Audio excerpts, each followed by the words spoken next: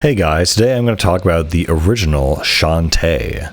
And so most of these games I'm playing on my 3DS, but this was a game that was released in the late kind of stages of the Game Boy Color, or yeah, I guess Game Boy Color, Game Boy Advance library.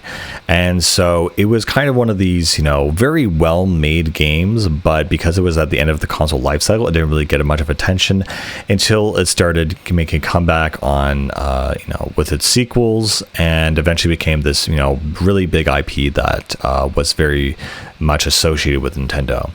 So in the game Shantae, you play as a half genie, where essentially she has to defend her main village from Risky Boots, who's the main antagonist throughout the series.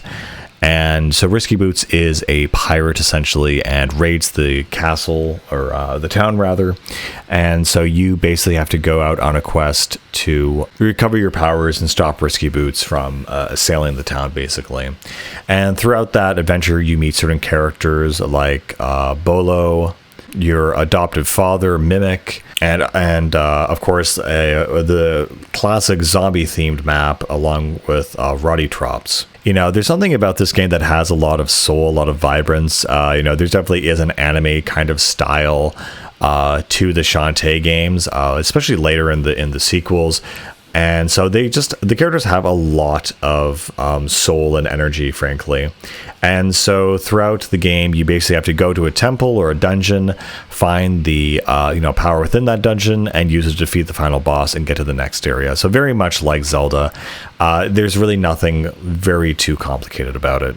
Throughout the game, Shantae's main mechanics is that she will attack with her hair, whether she's in the air or going down onto the ground. And so her hair acts as this whip attack, essentially, which is pretty cool. There are a bunch of other kinds of techniques and moves you can lock across the story, like a somersault and backflip and all these very advanced techniques, but honestly they fail kind of in comparison to just getting a faster hair attack. Another main mechanic of the Shantae games, along with the puzzle-solving components, is that Shantae's danceability. And so by dancing in a certain direction and a certain rhythm and pattern, you can basically get Shantae to transform into different animals, including a monkey, a spider, an elephant, and a harpy. And in the future games, this is kind of, toned down as to how many different forms she can get. But yeah. She can also run, obviously, jump, and all that other basic stuff in a typical platformer like this. So this game definitely has, aspects of, platforming, action, combat, and puzzle solving. So all the basic, standards that you'd expect from a, typical game.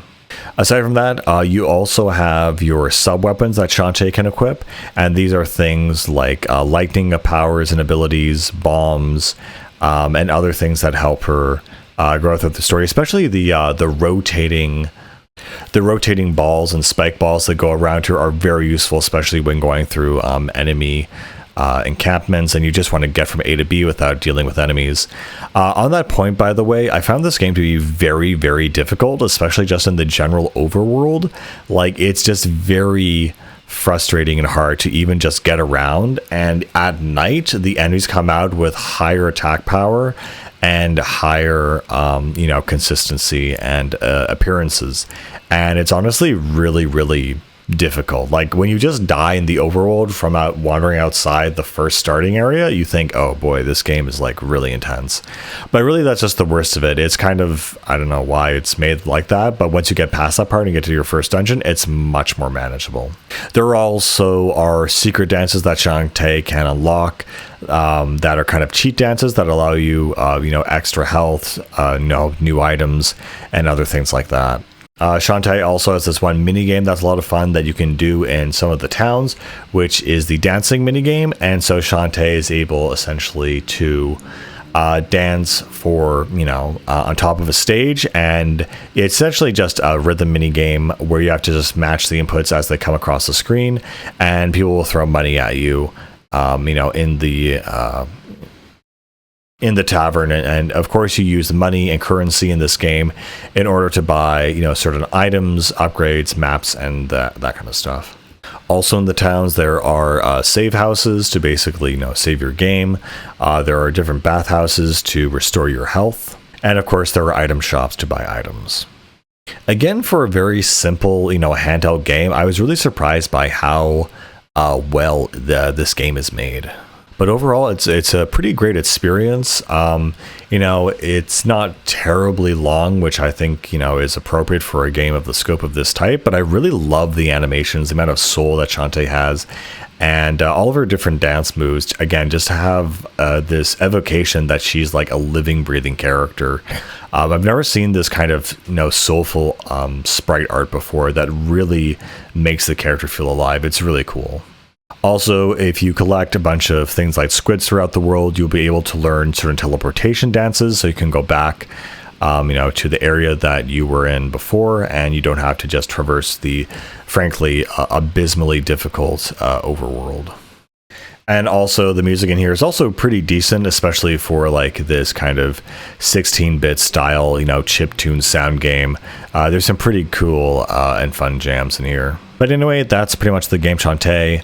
Definitely maybe not my favorite Nintendo IP, but definitely something that is, I would say, worthy of the theming and, style of Nintendo, but just isn't quite, quite advanced enough to be its own thing, I guess.